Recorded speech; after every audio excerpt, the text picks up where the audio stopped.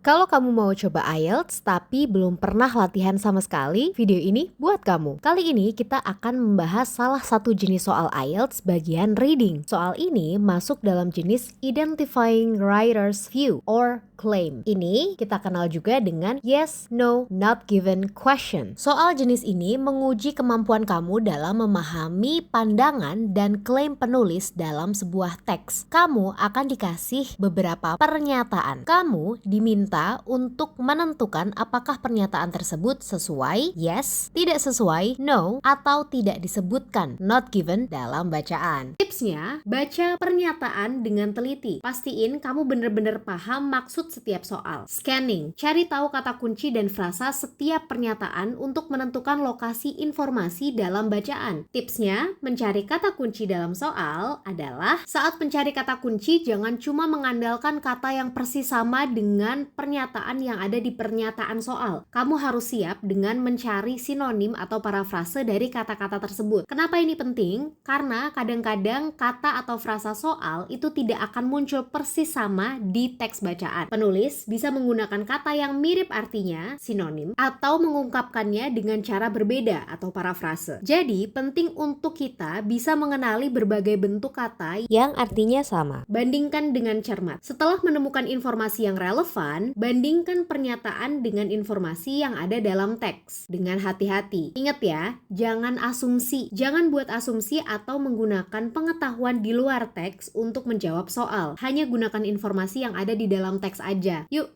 coba kita latihan.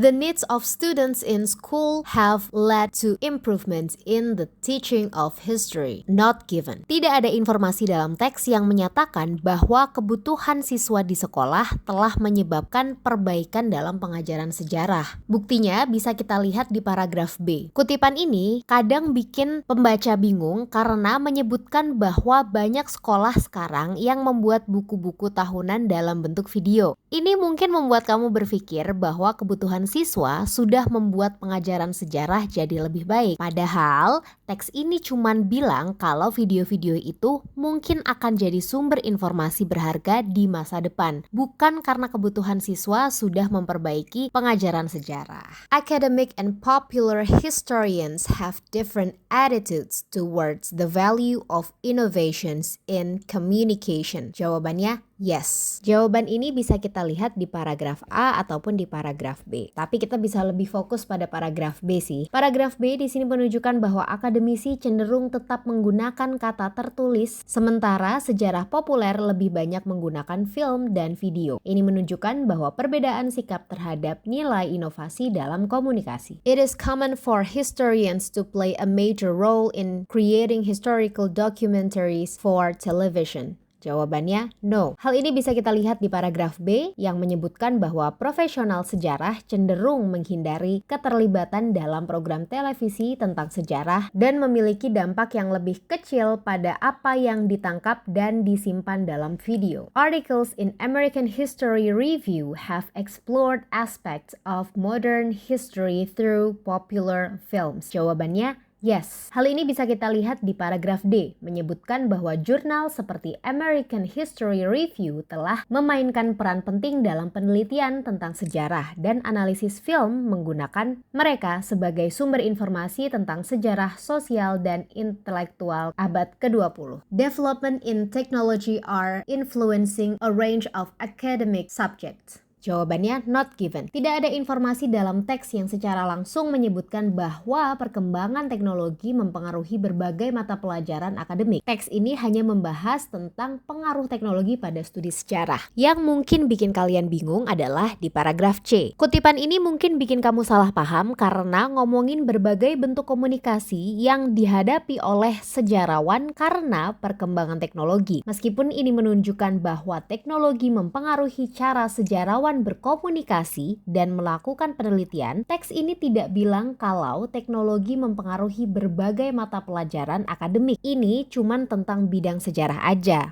So, now you know. Next kita bahas apa lagi ya? Yuk tulis pendapat kamu di komen.